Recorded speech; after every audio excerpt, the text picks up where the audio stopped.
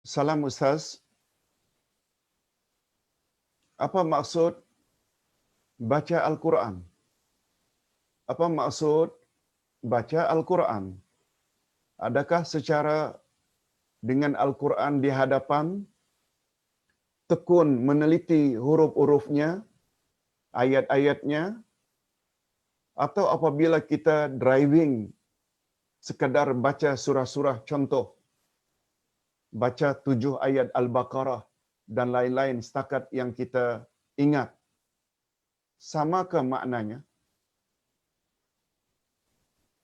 Ustaz jawab dulu. Hadirin dan hadirat,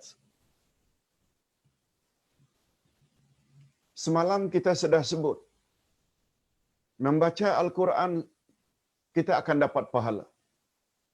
Membaca Al-Quran kita akan dapat pahala.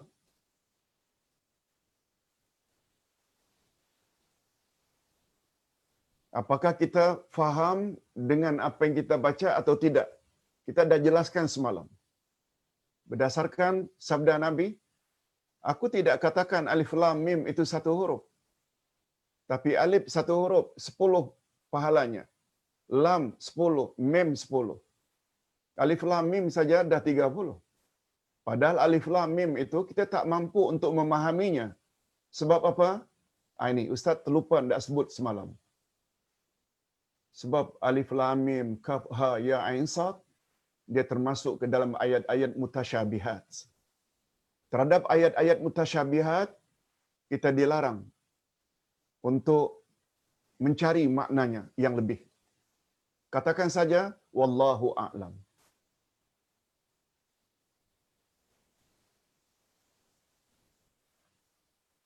Tetapi apabila kita baca pula terjemahan dan tafsirannya, tentu saja itu akan lebih tinggi nilainya di sisi Allah. Apalagi dijadikan dia sebagai pedoman. Apalagi setelah kita tahu, kita sampaikan pada orang lain.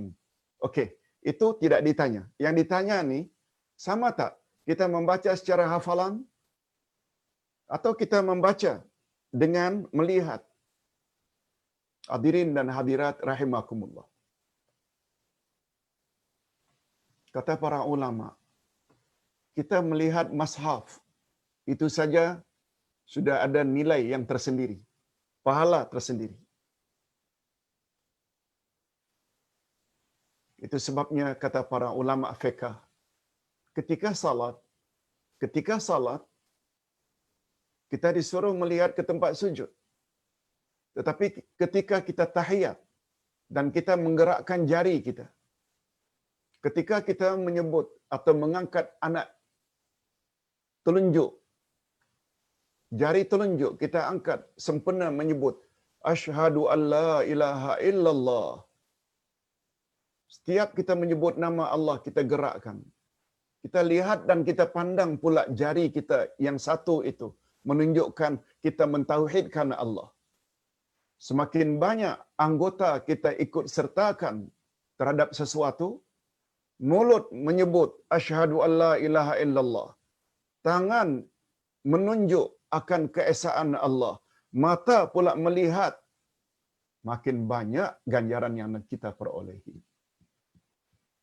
Ustaz tidak katakan ayat-ayat yang kita hafal itu, kita baca, apalagi sedang driving, memang paling tepat ayat yang kita hafal lah. Bila kita driving, kita lihat Quran pula, accident lah kita. Bahayalah kita. Nah, letak sesuatu pada tempatnya. Bersikap adil lah. Di rumah, kita baca melalui handphone ke, melalui mushaf ke, kitab Al-Quran, sebaiknya. Sebab itulah lebih selamat daripada tersalah. Tapi andai kata kita hanya hafal saja, juga boleh. Itu penjelasan Ustaz. Ia tidak bermakna kalau baca secara hafalan itu tidak dapat pahala. Cuma bila dibaca dengan melihat pada waktu-waktu tertentu, dia ada kelebihan tersendiri. Okey, pertanyaan orang yang sama. Ini kalau tak salah pertanyaan ini, oh ya, dari jemaah di Polo. Dulu saya ada kes infak Al-Quran. sumbang untuk membeli Al-Quran. Ada hamba Allah, apabila dia ketahui yang nak diinfak Al-Quran itu ada terjemah, dia kata itu bukannya mashaf, itu bukannya Al-Quran. Alhamdulillah, dia infak juga. Adakah ada makna yang lebih dalam kata-kata itu? Allahu Akbar.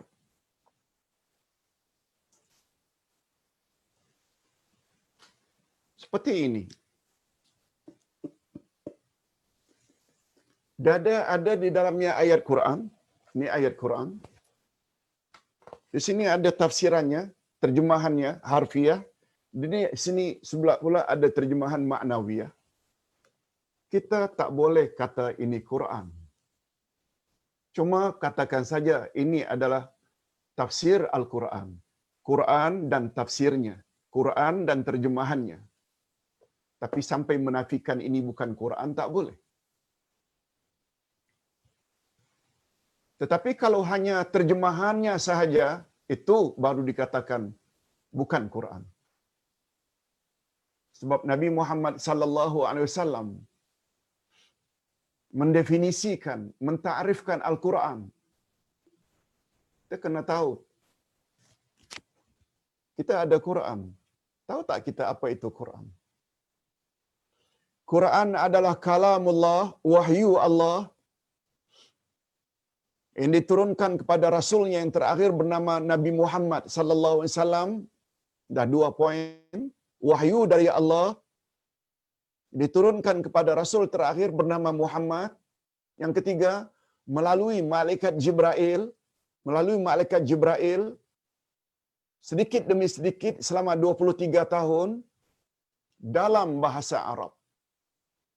Dalam bahasa Arab. Mesti ada unsur dalam bahasa Arab. Oleh sebab itu, bila orang membaca Al-Quran dengan tulisan Rumi atau hanya terjemahannya, itu baru layak dikatakan bukan baca Quran. Oleh sebab itu, bila kita infak Quran, bersamaan dengannya juga ada terjemahan, ada tafsiran, itu lagi bagus. Tanpa menafikan. Quran sahaja juga besar fadilatnya. Sebab siapa yang membaca Quran yang kita infak, dia dapat pahala, kita juga dapat pahala. Tapi bila dia baca Quran, dia baca juga tafsiran yang kita infak. Betul tak? Kita akan dapat plus pahala. Pahala tambahan. Yes. Okey. Itu jawaban Ustaz untuk saudara Suhaimi. Kalau tak salah daripada Polo. Ustaz, ini melalui salah seorang anggota tim Ustaz. Assalamualaikum Ustaz.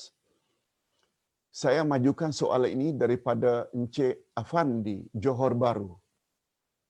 Dia sangat muskil untuk Ustaz jawab secara live. Jazakallahu khairan. Pertanyaannya ini dia. Assalamualaikum Ustaz. Saya Afandi mohon pencerahan Hari Raya Haji yang kedua. Hari Raya Haji yang kedua, maknanya mula hari Tasyrik. Saya dan kawan-kawan ada beli lembu 3 ekor untuk dibuat korban.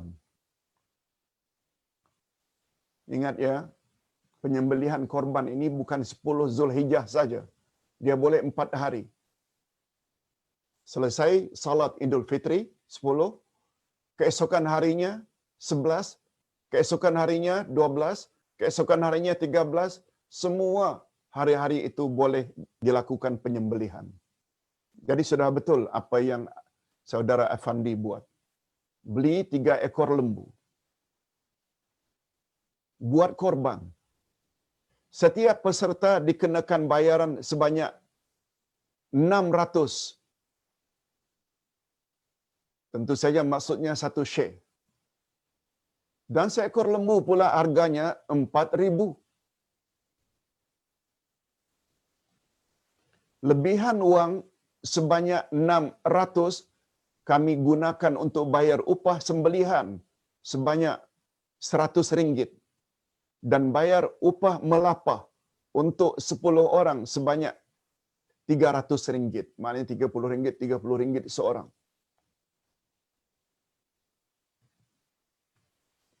Lebihan 200 untuk beli minuman dan sarapan yang saya muskil ragu, upah sembelihan dan pekerja diambil dari uang korban, boleh ke atau sebaliknya? Jazakallahu khair. Hadirin dan hadirat rahimakumullah, mudah-mudahan kita faham soalannya. Yang jadi persoalan ini, dari uang yang dikumpul tadi itu untuk membeli lembu,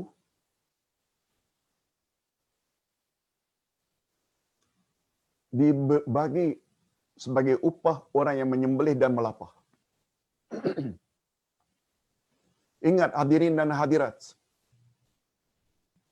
Ingat hadirin dan hadirat. Bahwa korban ini dia bukan sembelihan biasa. Korban dia termasuk ibadat mahdah. Ibadat khas. Yang tata caranya mesti ikut ketetapan Nabi Muhammad sallallahu alaihi wasallam.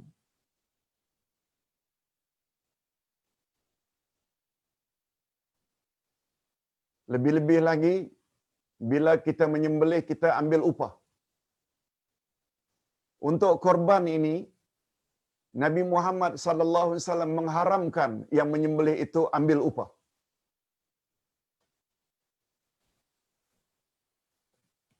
Cuma penjelasannya seingat Ustaz begini. Bila seseorang yang menyembelih korban, lalu dia ambil upah daripada daging binatang yang dia sembelih, haram hukumnya. Haram hukumnya.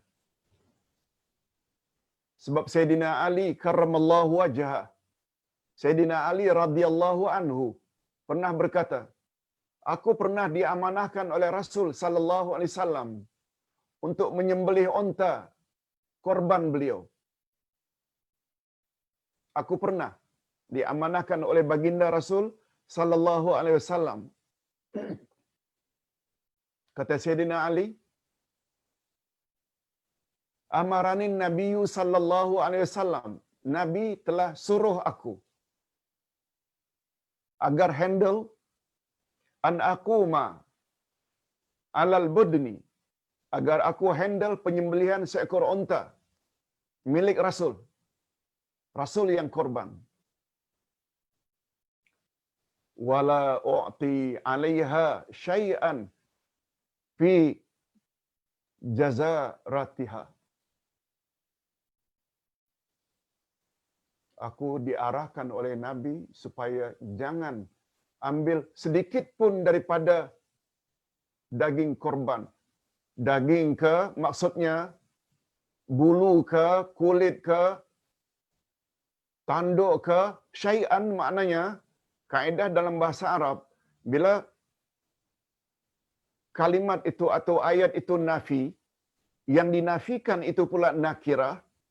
Nakirah maknanya tanpa alif lam, syai'an bukan asyai'a, maknanya keseluruhannya tak boleh bagi untuk orang yang menyembelih. Timbul pertanyaan. Hadis sahih. Rasul telah menyuruh aku menyembelih unta korban miliknya dan aku dilarang oleh Rasul untuk memberi sedikit pun daripada korban tersebut kepada orang yang menyembelihnya.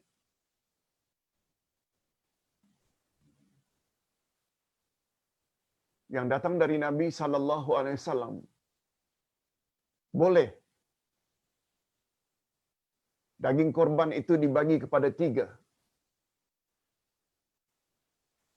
Yang pertama sahibul korban, owner yang punya korban. Satu lagi untuk dihadiahkan satu lagi untuk disedekahkan. Itu anjuran Nabi sallallahu alaihi wasallam. Apa beza Ustaz hadiah dengan sedekah?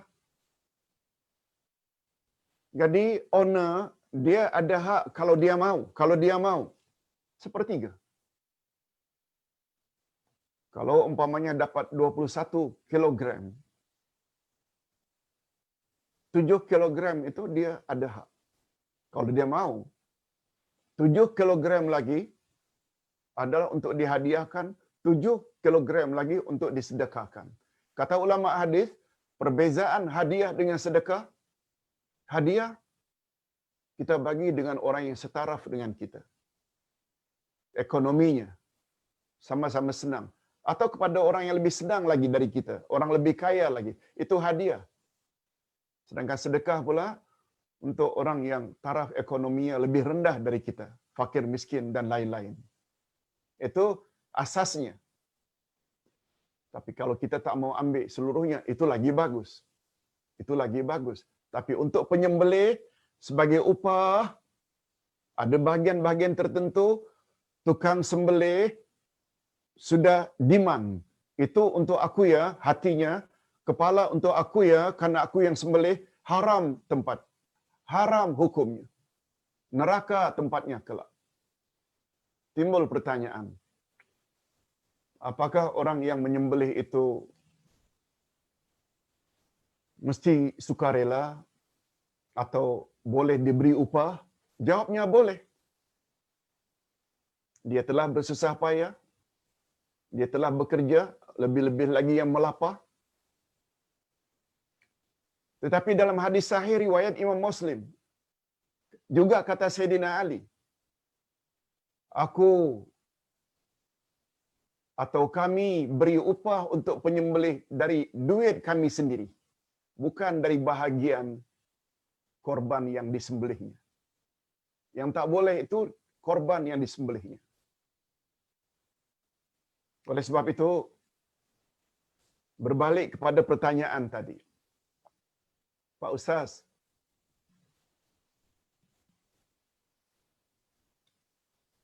untuk lembu, onta, boleh 6 orang share. Maaf, boleh 7 orang share. Masing-masing bayar 600.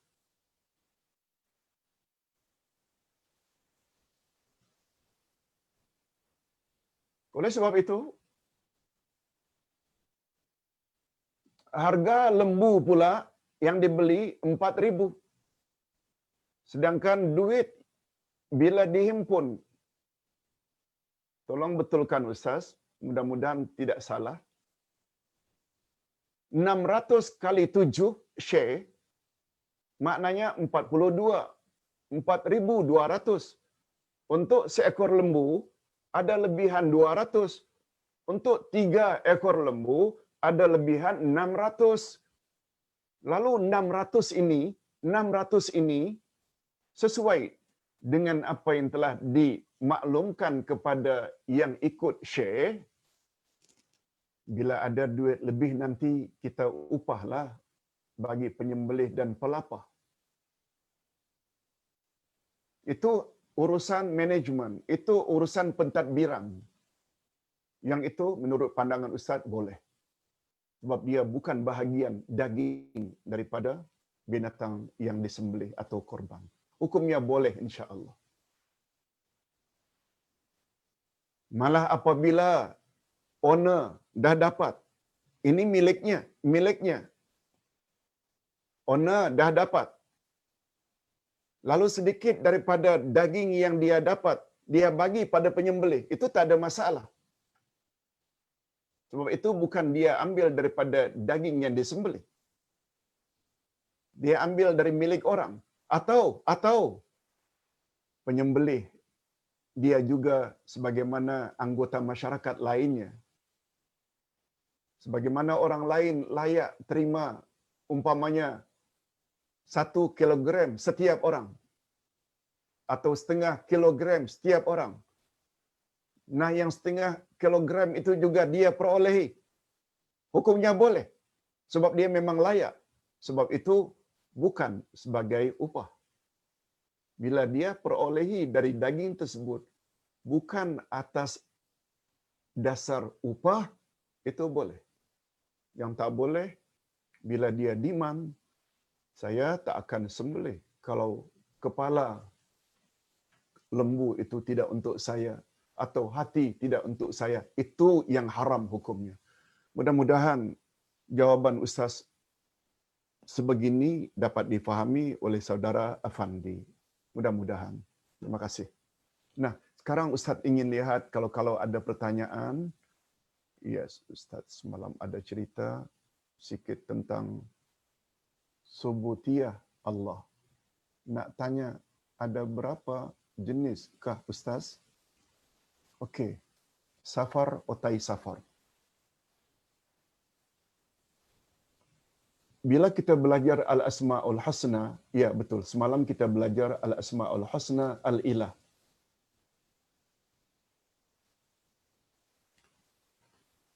Untuk pengetahuan kita, nama-nama Allah yang kita wajib ketahui ada 99. Nabi bersabda, "Inna lillahi tis'atan wa tis'ina isma mi'atan illa wahida man ahsaha dakhalal jannah." Rawahul Bukhari wa Muslim. Allah memiliki 99 nama, 100 kurang 1. Siapa yang menguasainya, menghafalnya, menjaganya, dia masuk syurga.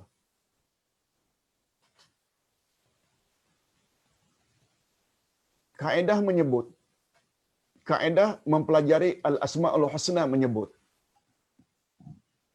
dalam setiap nama Allah itu ada sifat. Adalah mustahil Allah bila memberi dirinya nama, lalu dia tidak memiliki sifat yang ada dalam nama itu. Mustahil. Kalau Allah menamakan dirinya Al-Hayyu Maha Hidup, mestilah ada sifat hayat. Hayat itu sifat. Al-Hayyu itu isim. Kita memanggil Allah Ya Hayyu, bukan Ya Hayat. Ya Sami, Maha mendengar, bukan Sama. Sama itu sifat. Ya Basir, Ya Wahai Maha melihat, bukan Basar. Basar itu sifat.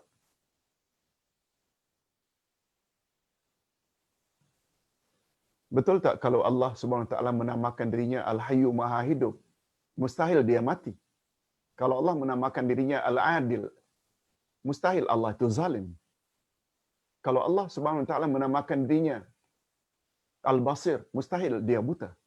Maknanya, dari 99 nama Allah ini, di situ saja ada 99 sifat Allah. Setuju? Bagi orang yang waras pemikirannya akan jawab setuju. Timbul pertanyaan. Siapa yang suruh awak batasi sifat Allah yang wajib diketahui hanya 20? Dalam 99 nama itu menjadi syarat untuk masuk syurga. Di situ saja ada 99 sifat Allah dengan makna tadi. Di mana 79 nama Allah kita buang? Kalau wajib ketahui sifat Allah hanya 20. Yang pasti dia bukan dari Nabi, bukan juga dari sahabat. Tolong jawab masing-masing. Ustaz tidak akan urai perkara ini sebab di Nusantara ini termasuk Malaysia sudah sebati sepertinya sifat Allah 20 yang wajib kita ketahui. Yang 79 lagi bakinya tak wajibkah? Jawab masing-masing. Nah, di dalam nama Allah ada sifat. Sifat Allah ada 2. Garis besarnya 2. Bila itu sifat kesempurnaan, namanya subutiyah. Seperti Allah Maha Hidup, Allah Maha berkata-kata, Allah Maha mendengar, Allah Maha melihat, Allah Maha bijaksana, Allah Maha perkasa. Semua itu namanya subutiyah. Makna subutiyah, sifat kesempurnaan. Satu lagi sifat namanya salbiyah. Salbiyah iaitu Allah menafikan, mengingkari sifat tersebut dari dirinya. Contoh, Qul huwallahu ahad. Katakan Allah itu Esa. Esa itu subutiyah. Sebab ahad itu sifat kesempurnaan. Allahus samad. Samad, nama Allah. Tersirat di dalamnya sifat kesempurnaan. Samadiyah. Iaitu sumber segala nikmat. Nah, apa kata Allah pada berikutnya? Kalau ahad tadi subutiyah, samad juga subutiyah sebab dia sifat kesempurnaan. Lam yalid walam yulad. Allah tidak beranak dan tidak diperanakkan. Ini namanya salbiyah. Allah nafikan sifat tersebut daripada dirinya. Walam yakul lahu kufuwan ahad. Allah tidak serupa. Pokoknya bila ada tidak itu salbiyah. Contoh lain, Allahu la ilaha illa huwal hayyul qayyum. Al-hayyu maha hidup. Subutiyah. Al-qayyum mengurus makhluk terus menerus. Subutiyah. Berikutnya, la ta'khudhuhu sinatun wala naum. Allah tidak ngantuk, Allah tidak tidur. Allah nafikan dari dirinya ngantuk dan tidur. Itu salbiyah.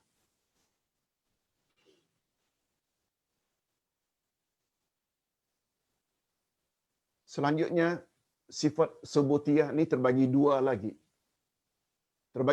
lagi. Ada namanya subutiyah zatiyah, ada subutiyah fi'liyah.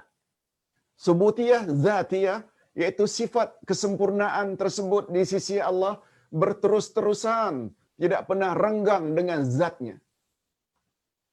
Contoh, Allah Maha Hidup. Betul tak? Allah tak pernah renggang daripada hidup. Kalau renggang maknanya dia mati.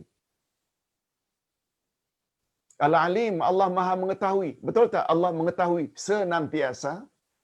Bila disebut subutiyah zatiyah, dia membawa makna senantiasa. Senantiasa hidup. Senantiasa mengetahui. Senantiasa melihat. Senantiasa mendengar. Subutiyah zatiyah.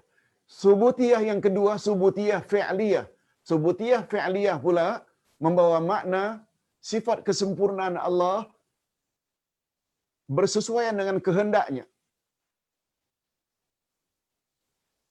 Sifat kesempurnaan tersebut ada kaitannya dengan kehendak Allah. Bila Allah berkehendak, jadilah. Bila Allah tidak berkehendak, tak jadi.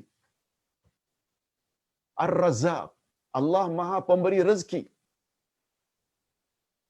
Betul tak ayat Quran menyebut yarzuqu man yasha yubsitur rizqa liman yasha wa yaqdir. Allah memurahkan rezeki kepada siapa yang dikehendaki dan Allah juga menyempitkan rezeki siapa yang dia kehendaki. Ini namanya subutiyah fi'liyah. Subutiyah fi'liyah. Contoh lain, Al-Hadi, Allah Maha pemberi hidayah. Allah beri hidayah pada siapa yang dia kehendaki. Dan Allah akan sesatkan atau tidak beri hidayah kepada siapa yang dia kehendaki. Nah, subutiyah yang berkaitan dengan kehendak namanya subutiyah fi'liyah. Itu sebabnya Ustaz galakkan sangat, tolong baca buku ini. Memang agak tebal, hampir 1000 muka surat, tepatnya 900 lebih. 100 lembaran atau 100 halaman pertama semuanya menyebut tentang mukaddimah Al-Asma'ul Husna.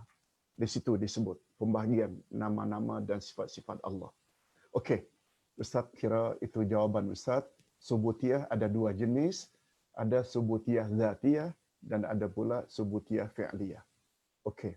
Kita teruskan. Ustaz, surah Al-Ma'idah ayat 5. Nikmat pada Nabi Isa, yaitu memperkuatkan dengan Rohul Kudus. Boleh berbicara dari bayi, membela ibunya daripada fitnah. Dan berikutnya, maaf, ini bukan pertanyaan, hanya catatan saja. Terima kasih Ustaz. Selanjutnya, tak maaf, Ustaz kena cari sendiri sebab tidak ditemani oleh tim karena masing-masing ada tugas.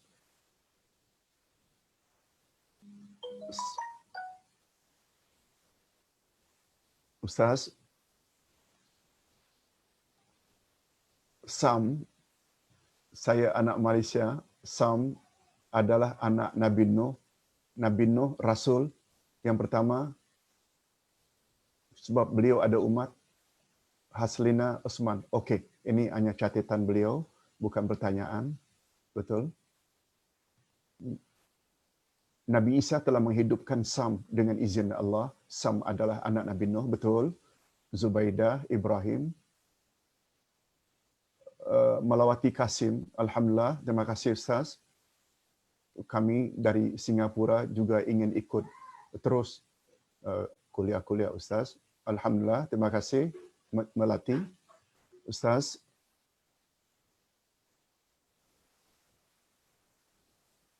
okey.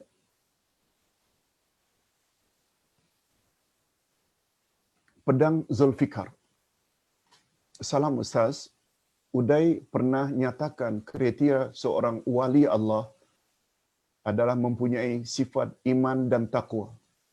Sedangkan iman ada pasang surutnya.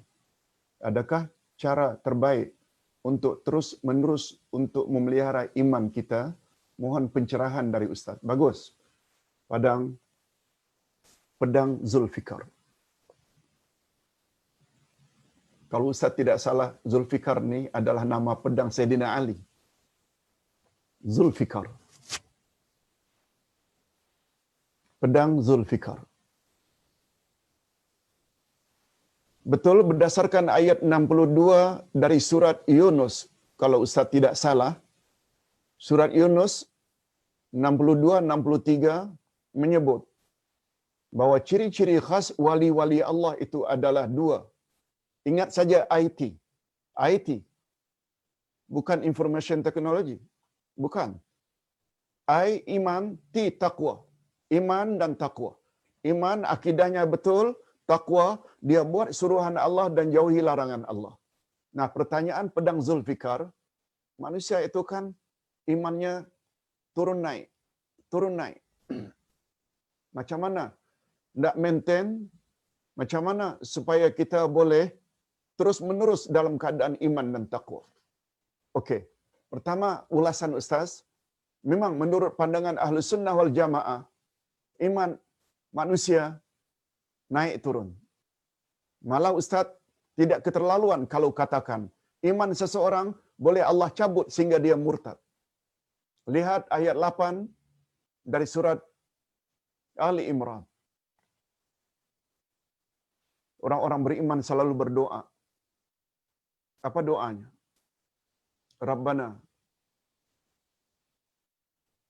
la tuzigh qulubana ba'da idh hadaitana wa hab lana min ladunka rahmah innaka antal wahhab. Ya Allah, jangan engkau selewengkan hidayah yang telah engkau masukkan dalam hati kami. Mungkin dengan bahasa lain, jangan engkau cabut hidayah yang telah engkau masukkan dalam lubuk hati kami. Bila cabut, akhirnya jadi kafir murtad. Kalau kita minta supaya jangan cabut, maknanya kebarangkalian dicabut itu ada. Ini lebih jelas lagi kita lihat ayat 2 surat Al-Anfal. Ketika Allah menyebut ciri-ciri orang beriman, innamal mu'minuna alladzina idza dzukirallahu wajilat qulubuhum wa idza tuliyat alaihim ayatuhu zadatuhum imana. Sesungguhnya orang-orang beriman itu apabila disebut saja nama Allah, gemetar hatinya, takut. Dan apa kata Allah? Apabila kepada mereka dibaca Al-Quran, bertambah-tambah iman mereka. Ini juga ayat selalu digunakan oleh ulama akidah sebagai bukti bahwa iman itu boleh turun naik.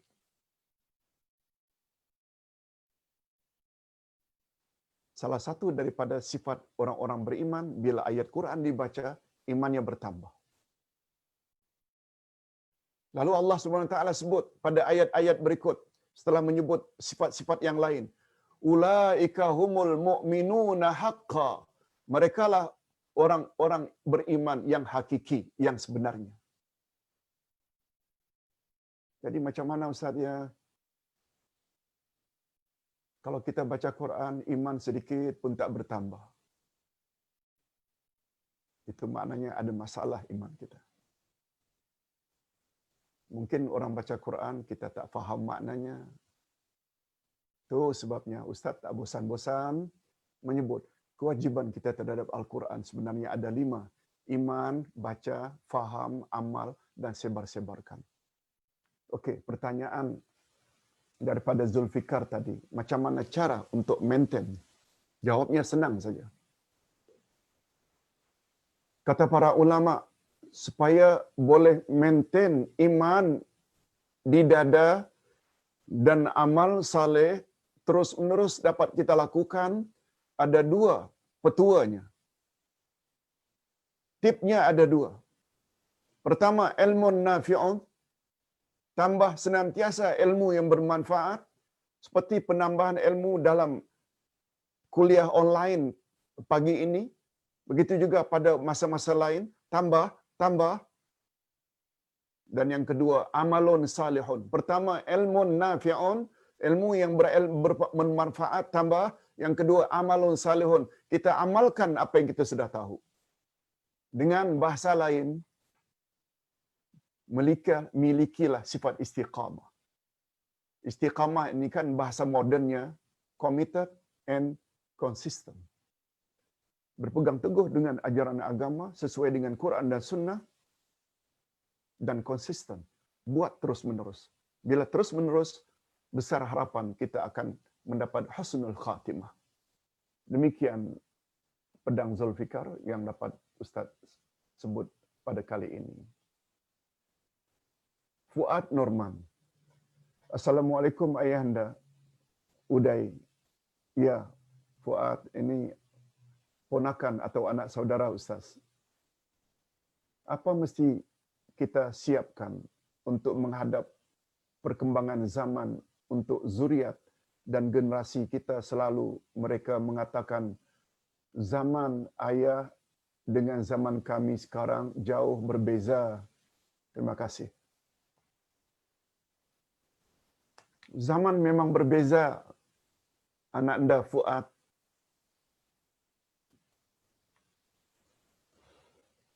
Memang berbeza. Tapi ingatkan anak-anak dan cucu-cucu, agama yang dibawa oleh Nabi Muhammad sallallahu alaihi wasallam bersesuaian sejak baginda hidup sampai hari kiamat. Di mana bersesuaiannya? Tidak ada nabi lagi yang lain datang untuk merubah. Tidak. Hanya saja, ajaran Islam ini bersesuaian dengan semua zaman dengan ilmu. Dengan ilmu. Ilmu yang dimaksudkan yang paling utama, 3 macam ilmu. Ma'rifatullah, ilmu tentang Allah, ilmu tentang Rasul, dan ilmu tentang selok belok agama. Bila kita nak bahas ni luaslah.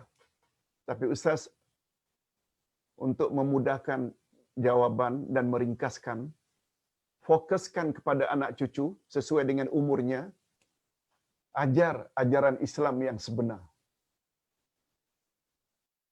Selain Islam ada hukum yang namanya azimah, juga ada hukum rukhsah. Ada hukum asal, ada hukum kelonggaran atau keringanan. Majoriti umat Islam Nusantara selalu diajar dengan hukum rukhsah saja. Salat fardu tidak sah kalau tidak berdiri, qiyam. Kurang diajar bahwa bila kita tidak mampu berdiri, rupanya kita boleh duduk.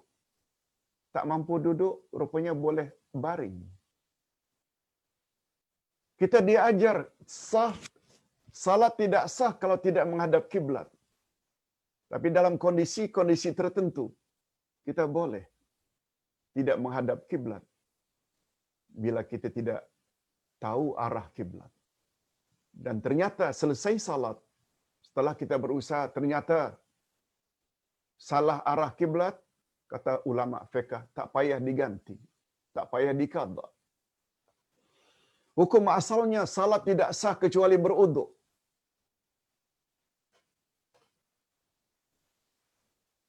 Islam kata, jika tidak ada air atau badanmu sakit, kamu boleh tayamum.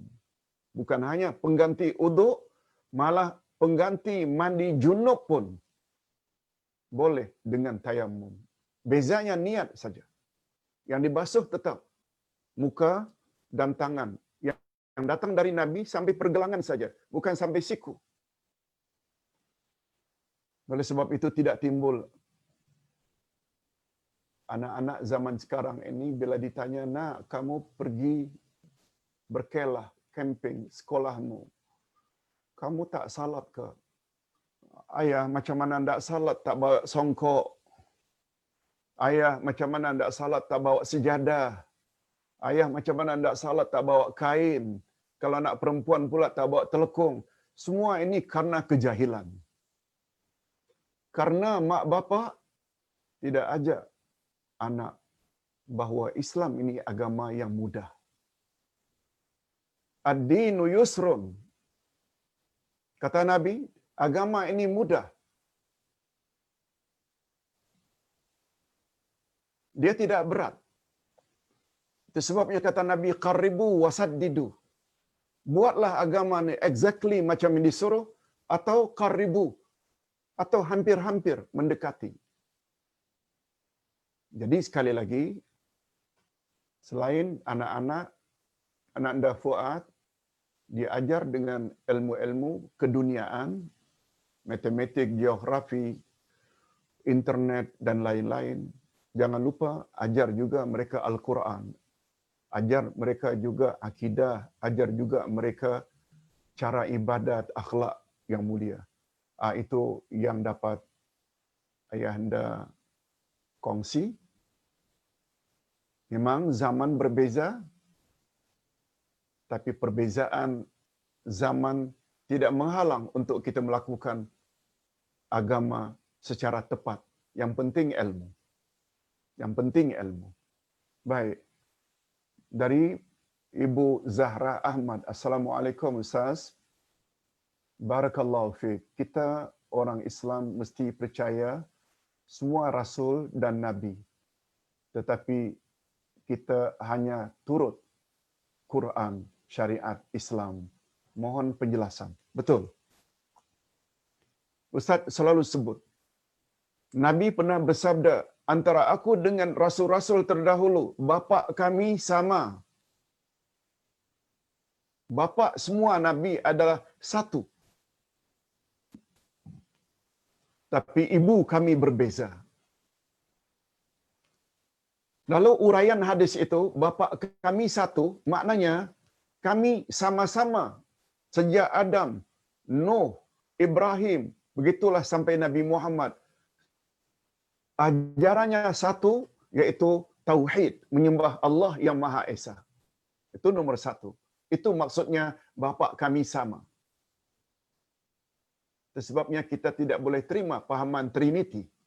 Kita tidak boleh terima pahaman malaikat anak perempuan Tuhan, Uzair anak laki-laki Tuhan, kata Yahudi.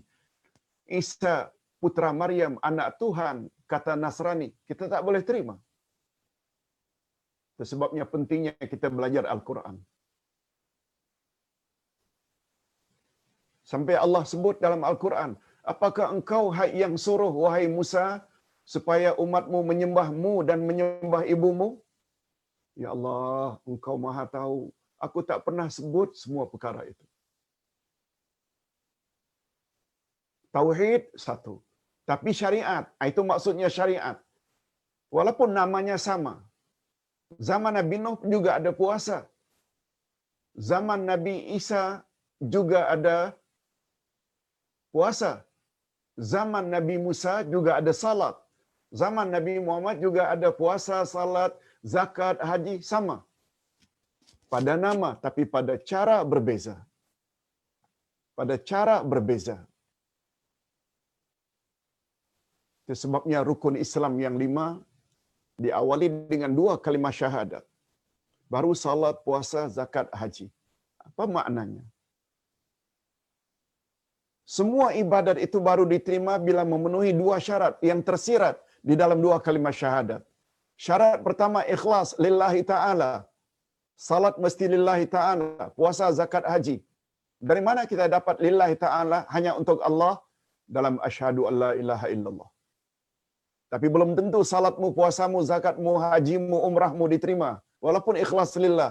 Kalau tidak ada syarat yang kedua. Iaitu ikut cara Nabi Muhammad. Dan ikut cara Nabi Muhammad ini tersirat di dalam wa asyhadu anna Muhammadar Rasulullah. Itu sebabnya Ustaz pernah sebut pada permulaan kita belajar akidah dulu. Semua umat mempunyai 2 kalimah syahadat. Syahadat pertama mereka, semua umat. Asyhadu an la ilaha illallah. Karena Tuhan mereka hanya satu, Allah. Sedangkan syahadat kedua, masing-masing umat mention nama Rasul masing-masing. Umat Nabi Ibrahim setelah menyebut asyhadu an la ilaha illallah, syahadat keduanya wa asyhadu anna Ibrahim Rasulullah. Untuk umat Ibrahim. Umat Nuh, asyhadu an la ilaha illallah wa asyhadu anna Nuhan Rasulullah. Umat Nabi Nuh, asyhadu an la ilaha illallah wa asyhadu anna Musa Rasulullah. Umat Nabi Musa. Itu sebabnya umat Nabi Muhammad mereka sebut dan mention nama Muhammad pada syahadat kedua. Asyhadu an la ilaha illallah wa asyhadu anna Muhammadar Rasulullah. Ini sedikit penjelasan Ibu Zahara.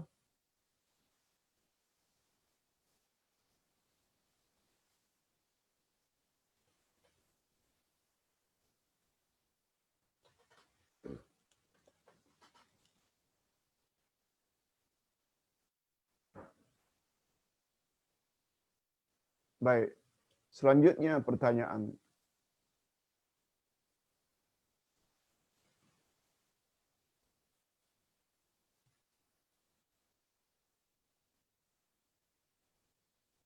Okey.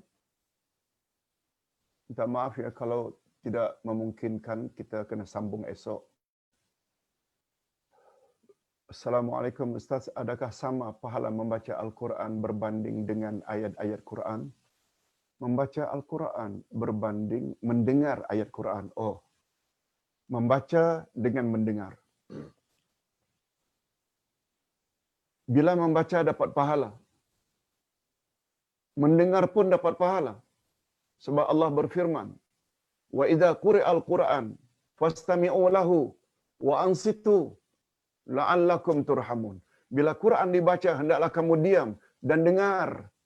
Mudah-mudahan kamu mendapat rahmat Allah. Di situ saya memberi isyarat. Tapi apakah sama antara orang membaca dengan orang mendengar? Kita serahkan pada Allah.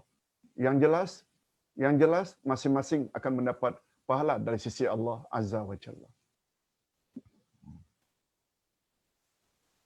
Bagi Ustaz, tentu saja yang membaca lebih afdal daripada yang mendengar. Dari mana Ustaz ambil pemahaman itu? Bila kita membaca, kita dapat pahala tak?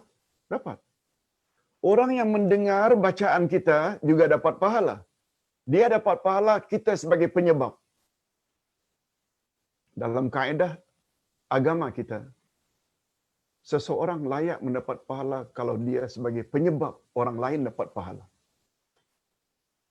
Jadi dalam hal ini membaca lebih afdal. Bayangkan kalau dia baca itu 100 orang yang dengar. Selain 100 orang itu mendapat pahala masing-masing, yang membaca ini juga akan kembali kepadanya. Jadi ringkasnya, berbanding antara membaca dengan mendengar, membaca lebih afdal. Wallahu a'lam. Syamsuddin Bukhari. Bismillah Ustaz. Tanya Ustaz, Hijr Ismail dan Raudah, ada contoh berebutan salat di tempat itu? Ada contoh perebutan salat di tempat itu? Terima kasih. Oh, mungkin pertanyaannya begini. Mengapa orang haji atau umrah berebut-rebut ingin salat di dalam Hijr Ismail? Begitu juga di Madinah Raudah. Jawaban yang pertama tentang Hijr Ismail, kata Nabi sallallahu alaihi wasallam ketika diminta oleh Siti Aisyah radhiyallahu anha, "Ya Rasulullah, izinkan aku untuk salat dalam Ka'bah." Apa kata Nabi?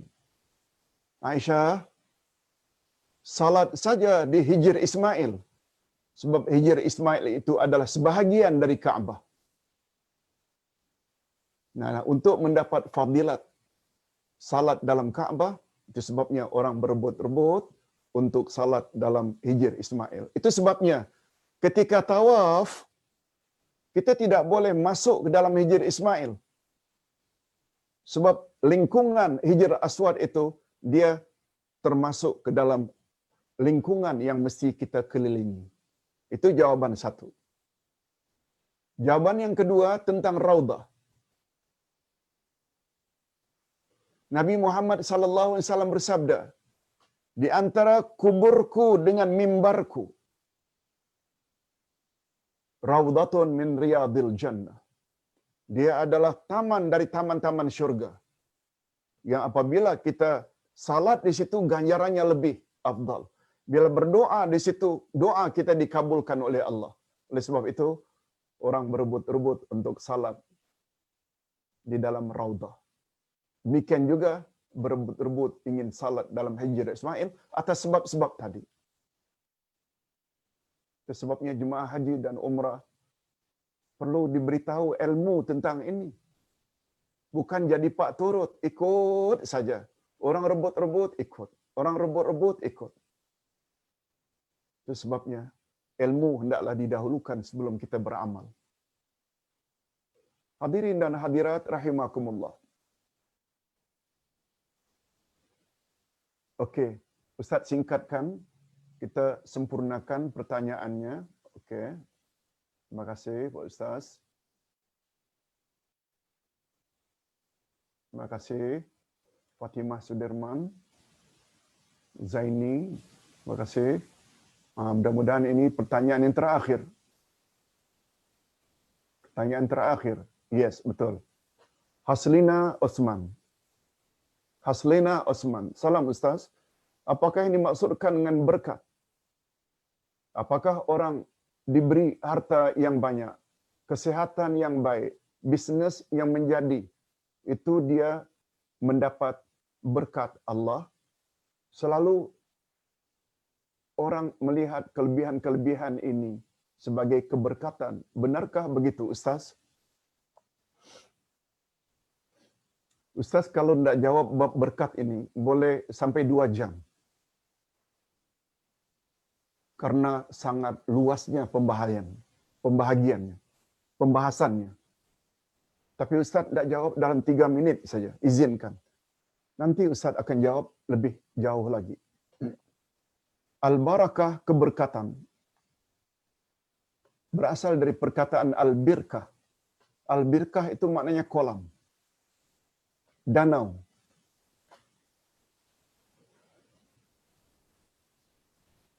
Keberkatan ini kita inginkan daripada Allah melebihi dari segala-galanya. Itu sebabnya kalau ada orang yang membaca kunut, ada tak di dalam kunut itu wa barik lana fima a'tait? Kunut nazilah ke, kunut witir ke, kunut subuh ke, mesti ada wa barik lana fima a'tait. Berkatilah kami ya Allah terhadap apa saja yang Engkau berikan pada kami. Yang kita minta itu berkati, bukan banyaklah. Engkau beri kami isteri, berkati isteri kami agar jadi isteri yang salihah. Engkau beri kami suami, berkati suami kami agar menjadi suami yang saleh. Kamu beri kami anak-anak, cucu cicit, berkatilah agar mereka jadi anak-anak dan cucu cicit yang saleh dan salihah. Engkau beri kami rumah, Engkau beri kami kereta, Engkau beri kami dusun, kebun. Pokoknya, Kau beri kami pangkat, status. Berkati ya Allah. Yang penting berkat. Nah sekarang apa makna berkat? Ustaz tadi dia dah sebut. Al-barakah, keberkatan dari al-birkah, iaitu kolah. Maaf, al-birkah itu tasik, danau, kolam. Para ulama menghubung kaitkan keberkatan ini dengan kolam karena ada persamaan dari sudut makna, sifat. Sifat utamanya kolam, kasura ma'uhu, banyak airnya. Itu sebabnya bila seseorang itu mendapat berkat Allah, dia akan mendapat banyak pahala. Banyak, unsur banyak. Sebab kalau air itu sedikit, barangkali namanya lopak. Kalau air itu sedikit tertampung, mungkin namanya kolah dalam bilik air kita. Kolah. Yang namanya kolam, mesti besar, luas. Unsur banyak. Yang kedua, sabata ma'uhu. Sabata ma'uhu. Tetap airnya. Tetap airnya. Sebab air banyak bila mengalir, barangkali laut namanya. Air banyak bila mengalir, sungai namanya. Bukan kolam, bukan danau, bukan tasik. Jadi keberkatan itu, unsur keduanya selain banyak, tetap. Maknanya, ganjaran yang Allah bagi sekian banyak itu tetap tidak akan dikurangi oleh Allah. Timbul pertanyaan. Keberkatan itu milik siapa, Pak Ustaz? Jawabnya, semua keberkatan milik Allah. Ini sesuai dengan statement kita, At-tahiyyatul mubarakatus salawatut tayyibatu lillah. At-tahiyyat, segala penghormatan. Al-mubarakat, segala keberkatan. At-tayyibat, segala kebaikan. As-salawat, segala kesejahteraan. Lillah, lillah maknanya milik Allah. Oleh sebab itu, minta keberkatan mesti kepada Allah. Macam mana caranya, Pak Ustaz? Senang saja. Keberberkatan milik Allah. Allah di langit. Dia turunkan keberkatan sesuai dengan kehendaknya. Di bulan apa? Di kitab apa? Pada hari apa? Pada timing bila?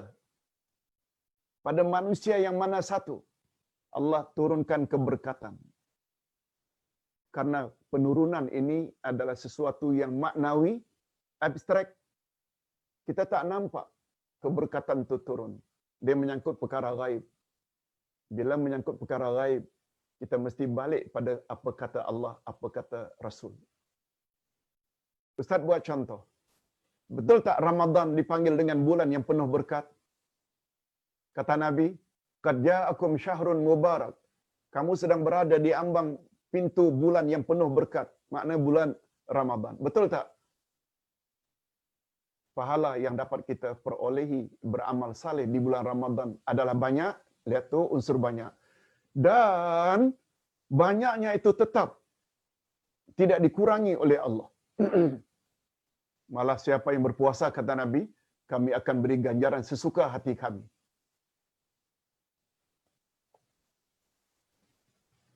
Unsur berkat lagi terdapat di malam Lailatul Qadar. Coba lihat apa kata Allah, Lailatul Qadri khairum min alfi syahr.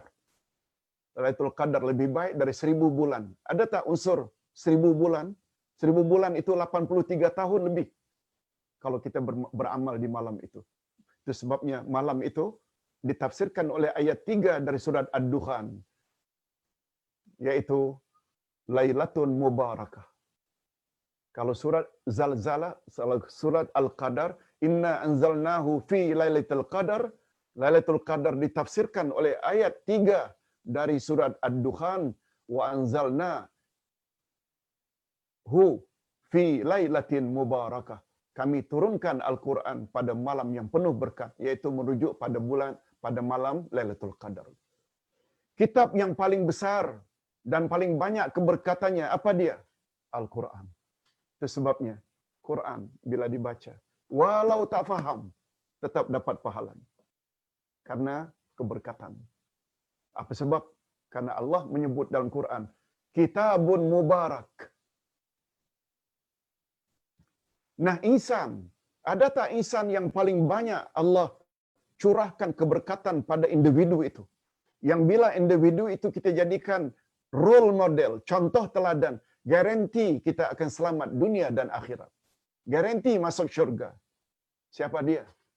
Nabi Muhammad sallallahu alaihi wasallam adalah insan yang paling banyak mendapat curahan berkat daripada Allah Azza wa Jalla.